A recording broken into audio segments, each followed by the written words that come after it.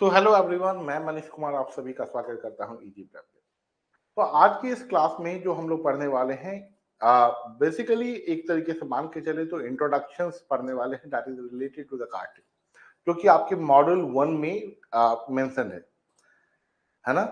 Model 1 में mention है। तो हम लोग बोले सर कास्टिंग है क्या, basically what is the casting is. हम लोग क्या पढ़ने वाले, we are going to deal with the casting. तो बात यह है कि कास्टिंग है क्या। अब एक बात समझ लीजिएगा कि बहुत सारे ऑब्जेक्ट हैं जो मैन्युफैक्चरिंग इंडस्ट्री में तैयार किए जाते हैं, जैसे लेथ मशीन की bed, bed of lathe machine जिस पे आप वर्किंग करते हो, basically that is very huge in shape. I can say turbine blades वगैरह, these are very huge in shapes.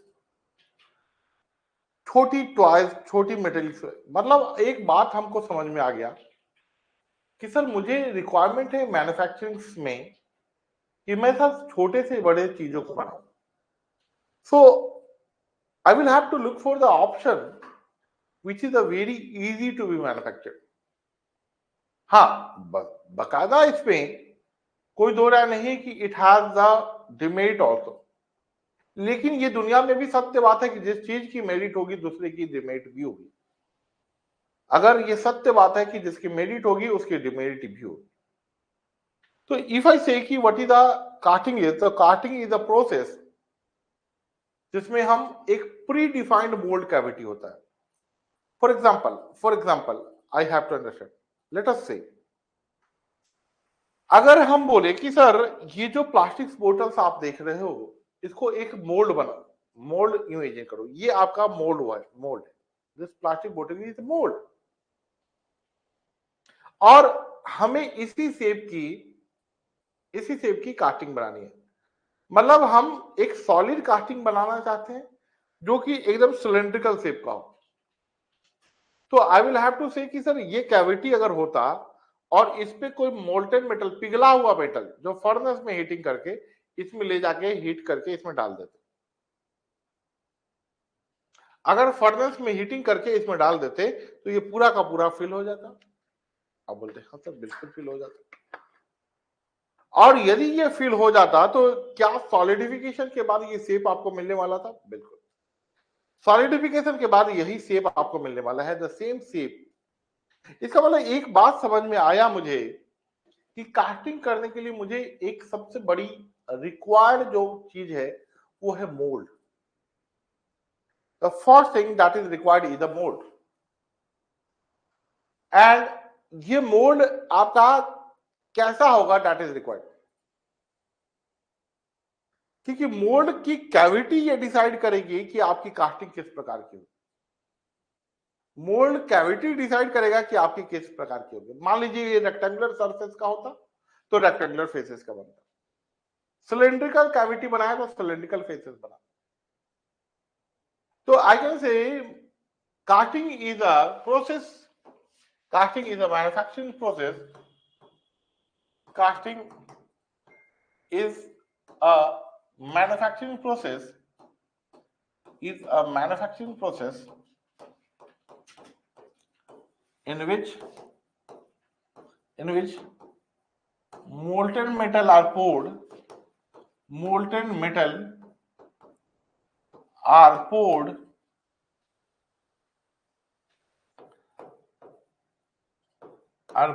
into predefined mold cavity, predefined mold cavity। अच्छा बेटा, ये pre defined मतलब ये पहले से डिफाइंड होगा वो कैविटी, क्योंकि अगर डिफाइंड नहीं है तो किसी कैविटी में जाएगा तो वो उस शेप का ले लेगा। So I will have to understand कि सर वो प्री डिफाइंड है। तो यहाँ पे बोला जाए sir casting is a manufacturing process in which the molten metal are poured into predefined mould cavity and allowed to solidify and allow to solidify allow to solidify। इसका मतलब this whole phenomenon is called as a. अब सवाल ये है कि what are the things that is involve in the casting, कौन कौन सी ऐसी चीजें हैं जो कास्टिंग में इन्वॉल्व है। तो principle of casting that I am talking about, principle of casting, तो principle of casting involves few things. अगर प्रिंसिपल ऑफ कास्टिंग की बात करें तो principle of casting involve the few things. Number one is कि sir सबसे पहला काम है कि सर जिसकी मोल्टेन मेटल बनी है, उस मोल्टेन मेटल को बनाने के लिए उनको हीट करना पड़ेगा। तो heating the metal, this is the first task is to be accomplished. ये पहली टास्क है जो आपको करनी पड़ेगी। Number one is heating the metal, मतलब ये आपको heating the metal, the reason is very simple कि once you are making the molten metal, then after it can be poured. Second, once the task one is completed, जब एक बार task one complete हो गया कि आपने molten metal को heat कर दिया, आपने मेटल को हीट कर दिया and you have gone beyond the melting points. The second is pouring the molten metal, pouring the molten metal. हम लोगों ने बोला sir the second step that I can have is the pouring the molten metal, मतलब आप molten metal को पोर करो, मतलब क्योंकि कैविटी में जाना है तो कैविटी में अपने मन तो जाएगा नहीं, ये कहीं ना कहीं। अब देखो पोरिंग जो है that plays a very important role in the manufacturing, in the casting. This pouring plays a very crucial role in the casting. You will say, sir, how this pouring will तो सबसे पहली बात कि यहां पे दो बातें, एक आप ग्रेविटी एक्शन से फीडिंग करें, you can go with the gravity action, and the second thing that I can से कि सर अगर हमें पोरिंग करनी है तो हम प्रेशर फीडिंग करें, मतलब कैविटी में भरना है तो हम प्रेशर के साथ उसमें भेजें, और पहला तरीका हो सकता है हम ग्रेविटी के साथ भेजें। So this is the two way by which the pouring can be accomplished. पहला काम हीटिंग द मेल्टेड मेटल, तीसरा काम, if I talk about the third one, तीसरा काम आपके पास है that is called as the solidification, that is called as the solidification. अगर ये तीन काम कंप्लीट हो गया और सही सलामत से कंप्लीट हो गया, जैसा तुमने चाहा था, अगर वैसा ही बिल्कुल आपने कंप्लीट किया है, जैसे मेटल को हीट करना, आपने प्रॉपर अमाउंट ऑफ हीट दिया whatever the required for the casting, दूसरी आपने पोरिंग सही तरीके से की, मतलब आइदर बाय द ग्रेविटी और the pressure depending upon the requirement. तो अगर ये किया, तीसरा आपने सॉलिडिफाई किया। अगर once this three task is completed in a very good way, very good and the very effective way, I will say कि sir casting is the proper, जो कास्टिंग आपकी हुई है that is very very proper my dear. ठीक है, एक बार आपने casted product, अब आपकी बात आई कि sir what are the advantages of the castings, what are the advantages of the casting, what are the advantages of the casting. अगर सर आप चर्चा कर रहे हो कि कास्टिंग इतनी अच्छी है और इतनी आसान है, किस आधार पे कह रहे हो, क्या एडवांटेजेस है? इनकी कुछ ना कुछ तो खासियत होगी जिसके आधार पे ऐसा बोला जा रहा है कि सर ये बिल्कुल ही बेहतरीन तरीके का प्रोसेस है। तो पहला जो आप यहां पे बोलेंगे sir, the first thing that I can say is कि sir intricate shape detail can be casted. Intricate details mean to say, let us suppose कि I have to manufacture a very difficult product. Difficult product is the sense that is having the too many projections. बहुत सारी चीजें हैं, जैसे मान लीजिए कि हाथ है, पैर है, सर है, आंख है, अगर ऐसी ही आपके पास, and we can understand also the human is also analogous to the castings.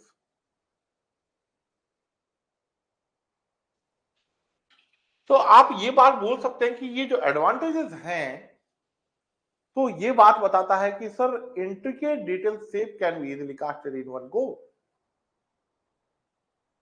इससे ज्यादा डिफिकल्टी मतलब आसान तरीके से आप कहीं नहीं कर सकते। तो आप ये बात बोल सकते हो intricate detail object, intricate detail object can be easily casted, can be easily casted. Intricate detail object को आसान तरीके से कास्ट किया जा सकता है। दूसरा हम बोल सकते हैं कि सर, दूसरा हम बोल सकते हैं कि sir if you are doing the casting ना, ये कैविटी बनाने के लिए मुझे बहुत बड़ा चीजों का आवश्यकता नहीं है। We can make the casting by, we can make the mould using the sand also, and the sand are readily available or easily available. जो सैंड की अवेलेबिलिटी है बहुत अत्यधिक मात्रा में। अगर सैंड बहुत मात्रा में अपने पास है, इसका मतलब एक बात तो तय है, एक बात तो तय है, if the sand is available in the huge quantity and is easily available, so I can say that I can prepare the mold using the sand also. And if I can prepare the mold using the sand, I can say it is a very cheaply available. So it is also a very cheaper process. It is a cheaper process. It is a cheaper process. क्या है cheaper process? It is a cheaper process. Next I can say कि sir यहां पे किसी प्रकार का कोई भेदभाव नहीं। भेदभाव इन द सेंस क्या मैं कहने की कोशिश कर रहा हूं? भेदभाव इन द सेंस क्या कहने की कोशिश कर रहा हूं? मैं ये कहने की कोशिश कर रहा हूं कि अगर मुझे फेरस मटेरियल की कास्टिंग हो या नॉन फेरस मटेरियल की, किसी प्रकार का कोई भेदभाव नहीं है, मतलब it can be easily casted, है ना? We can easily do the casting of the ferrous as well as non-ferrous material.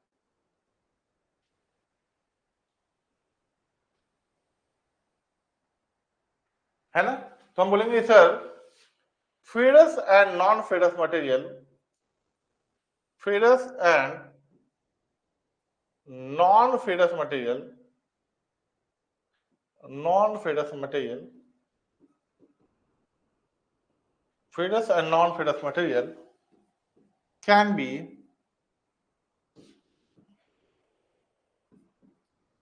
easily casted. No, sir, if I want to go for the casting of the ferrous material and non-ferrous material, it can be easily casted. ठीक है? तो ये बात अपने को समझ में आ गया कि छोटी सी बड़ी ऑब्जेक्ट को भी बना सकते हैं। लेकिन अगर हम बात करें बेटा, अगर हम बात करें सर, apart from these all advantages, is there disadvantages also? तो आई विल से कि sir there are certain disadvantages also, there are various disadvantages also, disadvantage also. You will say, sir, there are disadvantages also. I will say, yes, of course. The first thing, let us say, आपने mould का इस्तेमाल sand के रूप में किया, आपने mould का इस्तेमाल आपने सैंड के रूप में किया है, मतलब you have used the sand molding in the castings. And if you have prepared the mold using the sand, there is a high chances of incrustation of sand. मतलब वहां से टूट फट के गिरने की चांसेस बहुत ज्यादा है। तो देयर इज हायर प्रोबेबिलिटी कि जो सरफेस फिनिश है वो बेटर ना मिले, सरफेस फिनिश है बेटर ना मिले। दूसरी बात बोल सकते हैं, apart from the surface finish I can also say कि सर अगर लेट अस से माय डियर कि सर अगर एप्रिसिएबल श्रिंकेज हुआ या श्रिंकेज नहीं हुआ, अगर मान लीजिए जो मोल्ड है उसमें से सैंड कुछ वो अपनी जगह छोड़ गया और वहां पे मोल्टन मेटल आ गया, इसका मतलब हम ये भी बात बोल सकते हैं कि dimensional accuracy is also not better, dimensional accuracy is also not better. So I can say one thing, that the first advantage is dimensional accuracy is not better. Dimensional accuracy and the surface finish. Dimensional accuracy,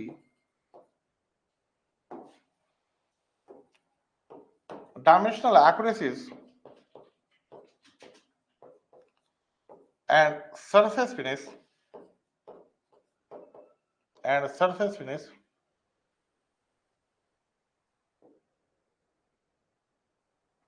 and surface finish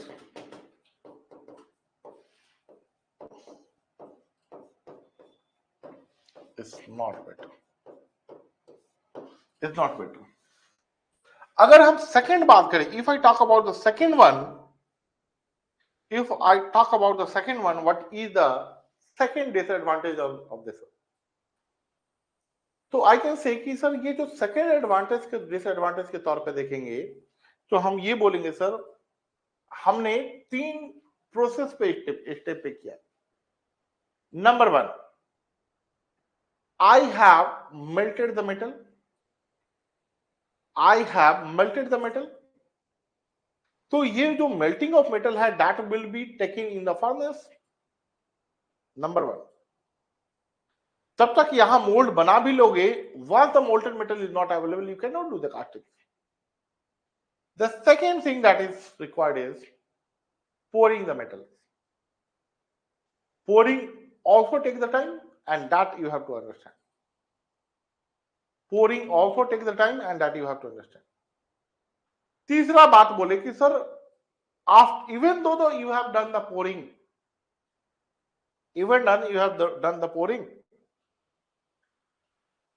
there is a time needed for the solidification of the molten metal. Even though there is a pouring, there is a time needed for the solidification of it. You will say yes sir, बिल्कुल। मतलब अगर हम तीनों time को include करें then you will understand कि there are too much time that is taken by the yes, too much time that is. So can I say the casting is a time consuming process. It consumes a lot of time, my dear. तो आप ये बात बोल सकते हैं timing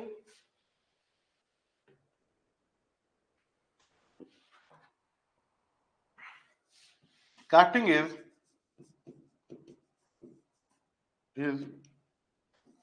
a time consuming process. It is a time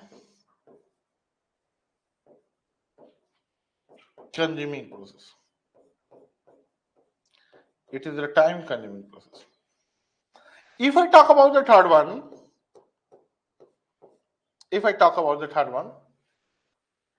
what are the disadvantages that we can have? So the third disadvantage that I can have is, and the most relevant I am talking about, the product that you obtain, very careful my dear, ये जो point है आपके होश उड़ा देगा। ये क्या point है? ये पॉइंट ये है कि the product that you are obtaining with the help of casting that do not have uniform mechanical properties,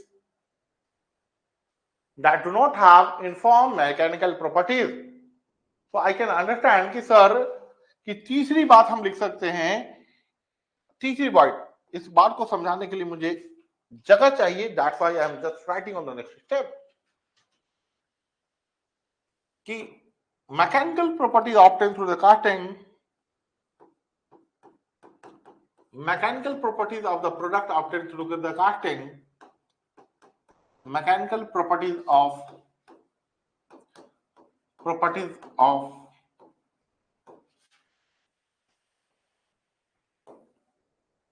mechanical properties of the product obtained through the casting,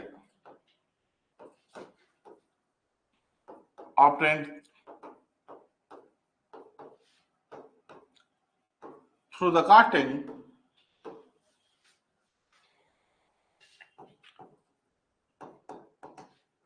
is not uniform.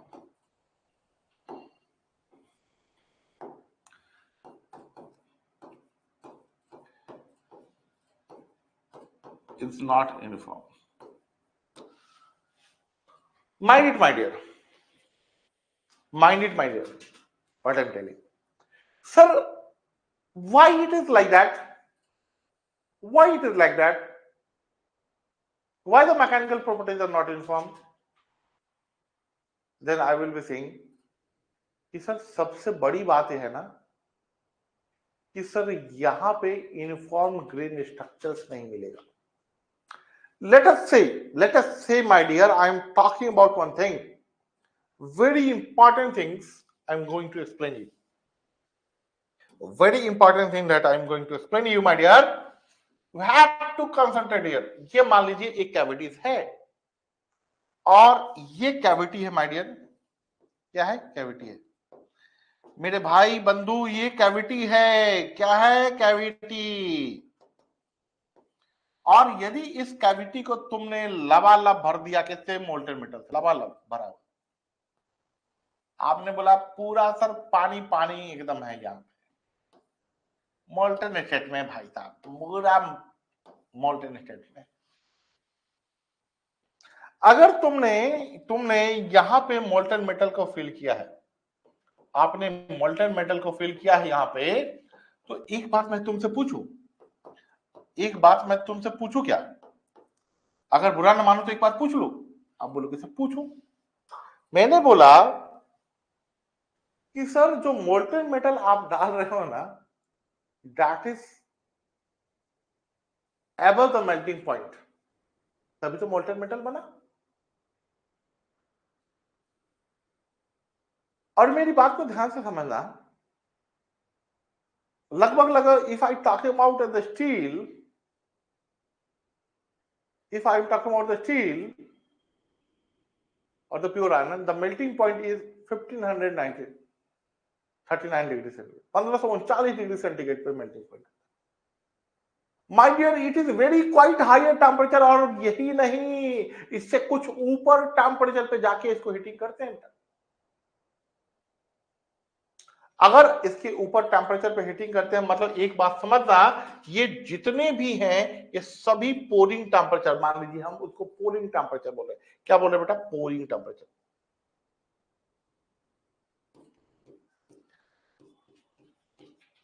इसको हम लोगों ने क्या बोल दिया? Pouring temperature. मतलब हम लोगों ने मोल्टेन मेटल जो डाला है, that is at the pouring temperature. आपने बोला बिल्कुल sir, that is at the pouring temperature.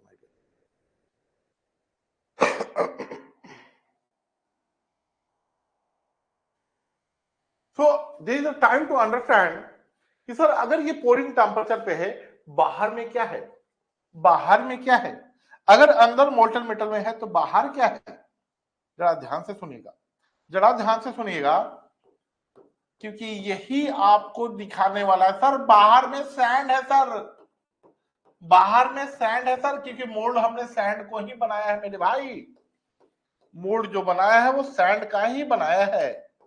The mold which we have prepared is made of sand, my dear, sand. अगर मेरे भाई, अगर तुमने सैंड की मोल्ड बनाई है, it means it is at the higher, it is at the temperature of T ambient, that is at the atmospheric temperature. That is at the atmospheric temperature. That is at the atmospheric temperature. Now can you understand one thing, my dear, कि बाहर में अंदर में लगभग लगभग 1700 degree centigrade and the बाहर में atmospheric temperature, there is high temperature difference, high temperature difference. And if the temperature difference is quite large my dear, अगर ये टेम्परेचर डिफरेंस बहुत ज्यादा है तो can I say one thing कि it will lead to the more heat transfer rate, it will lead to more heat transfer rate. अब बोलेंगे sir बिल्कुल, it will lead to the more heat transfer rate. अगर हमने बोला sir इसकी heat transfer rate बहुत ज्यादा है, अगर ये हीट ट्रांसफर रेट बहुत ज्यादा है, अगर ये हीट ट्रांसफर रेट बहुत ज्यादा है, can I say one thing? Can I say one thing? It has not taken the time to grow the grains. It has not taken the time to grow the grains. इसने बोला sir मैं, ध्यान से समझो, इसको engineering के दुनिया में चिलिंग एक्शन बोलते हैं। यहाँ पे जो इधर की साइड में होते हैं ना, इधर की साइड में, इसको हम लोग चिलिंग एक्शन बोलते हैं बेटा। इधर वाले जो मोल्टन मेटल है ये बोलेगा सर मुझे ठंड लग रही है। The reason is very simple, there is a high temperature difference and it will try to extract the heat from here, इसको ठंडा लगना मन। और due to the chilling action, due to chilling action, और यहाँ पे जो ग्रेन्स होंगे ना, छोटे छोटे छोटे छोटे छोटे छोटे ग्रेन्स बनने लगेंगे। मतलब कैन आई से माय डियर कि यहाँ पे मुझे फाइनर ग्रेन्स मिलने वाला है। At the outer boundary we are going to get the finer grain, my dear. We are going to get the finer grain at the outer boundary. मतलब बाहरी चार दीवारी पे हमें फाइनर ग्रेन्स मिलने वाला है, मतलब we are going to get this one. और ये जो अंदर अभी बैठे हैं साहब चुपके से, ये बोले सर मैं अभी भी पोरिंग टेम्परेचर पे हूं, I am still at the pouring temperature my dear. What does it mean? What does it mean? एक बात ध्यान से सुनना।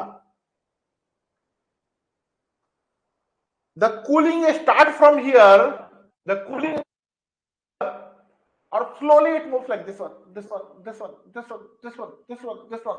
It slowly start from here. The solidification starts from the boundary and moving like this one, this one, this one, this one, this one, this one. Yes or no? तो यहां से slowly, slowly, slowly, slowly, slowly अंदर की तरफ जा रहा है। मतलब at this point, my dear, this is the last point to freeze. This is the last point of the freezing, my dear. And if it is the last point to freeze, my dear, if it is the last point to freeze, can you say the green will be the coarser in the nature? The green will be the coarser in the nature. मतलब यहाँ पे जो Green's मिलने वाला है वो courser nature का होगा। यहाँ पे जो ग्रेन्स मिलने वाला है my dear, that will be coarser in nature my dear. Coarser nature, coarser मतलब बड़े बड़े ग्रेन्स है, that coarser nature, that will be the quotient in nature. So are you getting the feel of what is the actually the casting is? So if I am understanding this point, एक बात बताओ, एक मोटा आदमी है, एक पतला आदमी है, क्या दोनों की स्ट्रेंथ सेम होगी क्या? No, not at all, not at all. और शायद जैसा तुम सोच रहे हो वैसा भी नहीं होगा कि मोटा का ही ज्यादा स्ट्रेंथ होगा, ना ना ना, पतला। लेकिन the requirement is very things कि सर ये दोनों की ग्रेन साइजेस में डिफरेंस है, and due to the variation in the grain sizes within the casting, can I say कि यहाँ पे जो मैकेनिकल प्रॉपर्टीज है और बीच में जो मैकेनिकल प्रॉपर्टीज है, दोनों में जमीन आसमान का फर्क होगा, दोनों में जमीन और आसमान का फर्क होगा। I will say yes sir, बिल्कुल। तो आई विल से कि sir due to the difference in the grain sizes along the, due to difference in the grain sizes, due to difference in the grain sizes,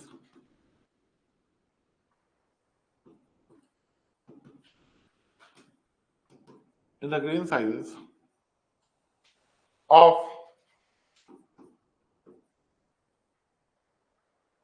grain sizes along the casting product, along the casted product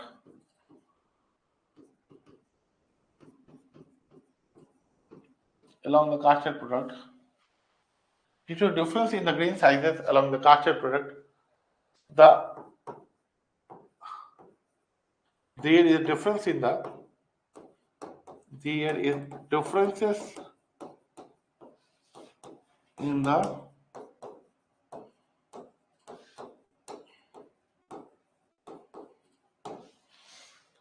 in the strength. Yes or no?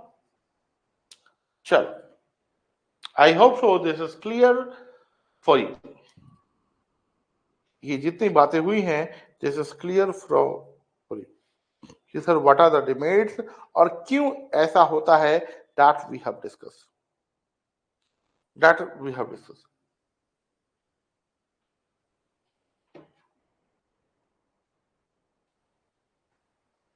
ठीक है. Basically, if I talk about one thing, my dear, कि sir, if I talk about the different type of the castings, different type of casting. If I say the different type of casting, castings,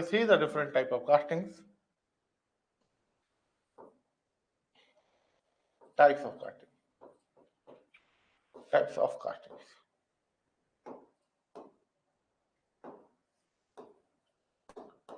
casting. हमारे पास दो तरीके का हो गया.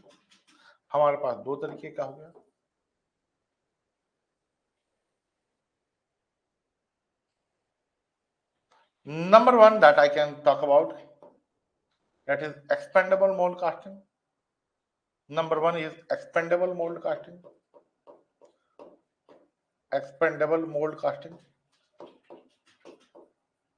Expandable mold casting. And this is a broader classification, my dear. And the second one is permanent mold casting.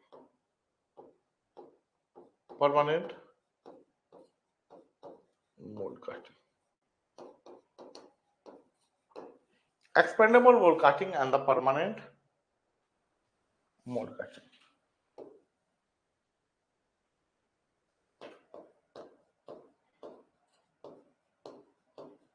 Permanent mould casting. अब ये क्या है sir? What is the expendable mould, what is the permanent mould? One thing that I like to mention कि sir, if you are preparing the casting using a mold that need to be broken before taking out the casting. अब मान लो, ध्यान से समझो मेरी बात को, एक सरल भाषा में समझने की कोशिश करो. हमने बोला कि सर हमारी जो मोल्ड है ना, वो बनी हुई है. हम लोगों ने मोल्टेन मेटल को डाला, उसमें सॉलिडिफाई हो गया, अच्छी बात है. क्या उसको वहीं छोड़ दें? तो आप बोलेंगे नहीं सर, हमने कास्टिंग ही प्रिफेयर इसलिए किया है कि मैं वहां से बाहर निकालूंगा. अगर मैं वहां से बाहर निकालूंगा तो there are a two way to take out the casting. The first and foremost way कि सर अगर मैं इनको बाहर निकालू, if I take out the casted product from here, यहां से कास्टिंग प्रोडक्ट को बाहर निकालूंगा, तो दो तरीका हो सकता है. या तो मोल्ड को ब्रेक कर दूं मैं. अगर मोल्ड को ब्रेक कर दूं, आसानी से कास्टिंग बाहर, देयर वन वे. दूसरा तरीका हो सकता है कि सर इनको मोल्ड को ऐसा मैकेनिज्म बनाऊं ताकि इन दोनों को सेपरेट करके अलग कर दूं, तब वहां से कास्टिंग निकाल के बाहर. मतलब एक बात तय हो गया कि सर एक तरीका वो है कि जिसमें मोल्ड को ब्रेक करके कास्टिंग को बाहर निकाला जा सकता है, और एक तो वो है जिसपे सेपरेट करके कास्टिंग प्रोडक्ट को बाहर, मतलब मोल्ड को ब्रेक नहीं किया जाता है. तो expendable mould is a type of mould in which the mold is broken to take out the casting. यहां पे मोल्ड को तोड़ा जाता है, अब आप पूछोगे सर ये तोड़ फोड़ क्यों मचा रहे हो, जब कास्टिंग को निकालना ही है तो तोड़ फोड़ मचाने की क्या आवश्यकता है। कास्टिंग को अगर हम बाहर निकाल ही रहे हैं तो तोड़ फोड़ मचाने की क्या आवश्यकता है। तो पहली बात तो ये पहले लिख लें sir, it is a mould, it is a casting in which the mold is broken, the mold is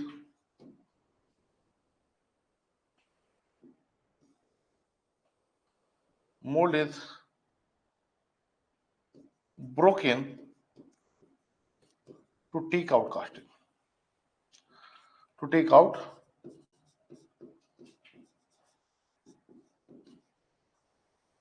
यहां पे मोल्ड को ब्रेक किया जाता है कास्टिंग को बाहर निकालने के लिए। यहां पे same mould is use a number of time, मतलब अगर हम एक बार तोड़ दिए तो वो मोल्ड को अब दूसरी कास्टिंग के इस्तेमाल नहीं कर सकते। यहां पे हम ये बोल सकते हैं in the permanent mould, in the permanent mould, permanent mold, the same mold is repeated n number of times. Same mold is repeated n number of times. N number of times. And casted product is separated. Product is taken out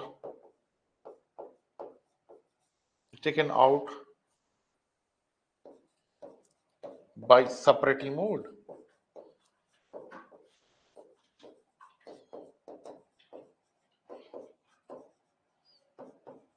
By separating mold. So there are two things that we can understand. Sir, if I say why we are breaking, सवाल ये है कोई बच्चा ये पूछ ले कि sir ये मोल्ड को ब्रेक करने की आदत जो है हमारी पड़ी हुई वो क्यों है सर, क्यों, वहां पे भी सेपरेट करके निकाल सकते। तो मेरा जवाब है कि सर अगर हम मोल्ड को, ध्यान से सुनना मेरी बात को, अगर मान लीजिए कि एक्सपेंडेबल मोल्ड का one of the example you are taking the sand to prepare the mould, you have taken the sand to prepare the mould. अगर ये सैंड में बहुत सारी बाइंडर्स में मिली होंगी जिससे वो बनाया गया होगा, तो जब भी मोल्टन मेटल उसमें डालोगे तो मोल्टन मेटल इधर हाईयर टेम्परेचर, ये जो मोल्टन मेटल है वो हाईयर टेम्परेचर पे। अब जब वहां पे है तो उसमें कुछ मॉइस्चर है, उस मॉइस्चर को भैया ये साफ कर देगा, ये बाइंडर है, बाइंडर्स को लूज कर देगा। इसका मतलब एक बात बताओ, क्या हम उससे दूसरी कास्टिंग कर सकते हैं क्या हम उससे दूसरी कास्टिंग कर सकते हैं जिसमें कुछ लॉसेस हो चुका है। जैसे मान लीजिए किसी चीज में आपने इन्वेस्टमेंट किया and you have incurred the loss, you will not put anything into it. पहले तो वो लॉस को कंपनसेट करो and then after you will do that. तो बात ये है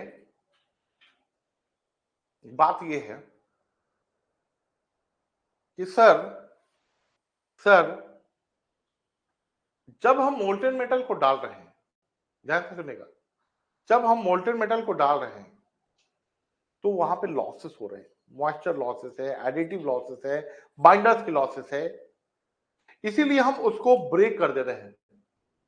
मतलब intentionally we are breaking the mould ताकि हम उसको फिर से एडिटिव को लॉस जितनी हुई है वो डालें और फिर से वापस निकाल के बाहर आप इस्तेमाल करें। आप एडिटिव को डालें एंड देन वापस उसको इस्तेमाल किया जा सके। We can use it for the n number of times.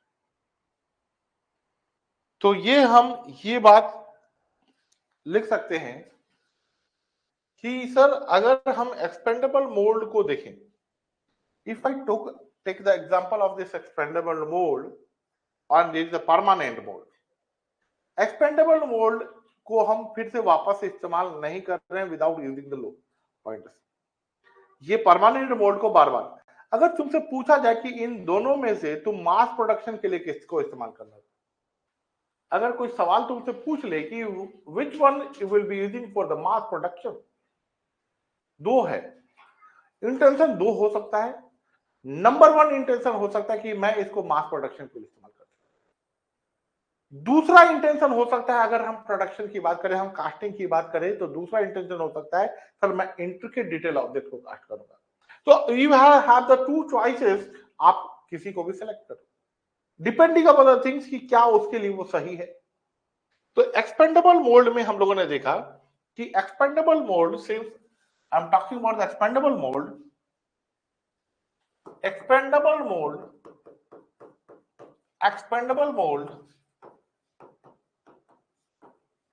mode are preferred for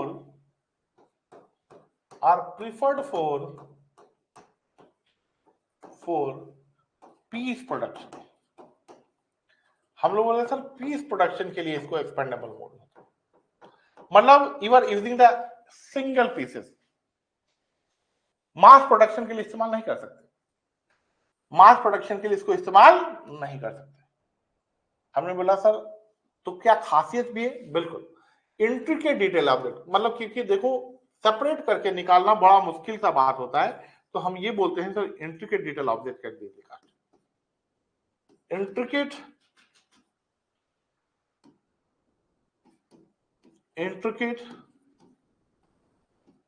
detail object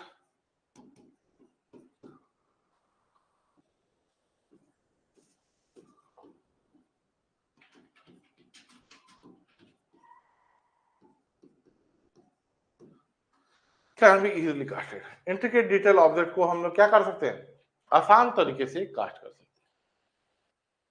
है ना। यहां पे हम बोल सकते हैं कि sir it is preferred for permanent mode is preferred for the mass production,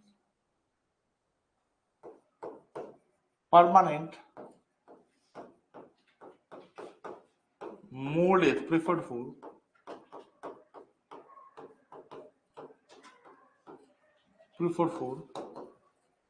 mass production.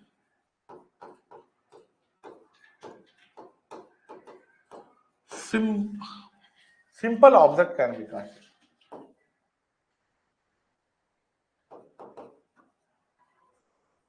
Second, simple object can be casted. ठीक है, तो ये आपकी जो कहानी थी that was related to the basics, कि जो हमारे पास कास्टिंग की एकदम बिल्कुल एकदम बोल सकते हैं बेसिक्स है। Once you are thorough with this concept of कि कितना हीट लगेगा, क्या ही लगेगा,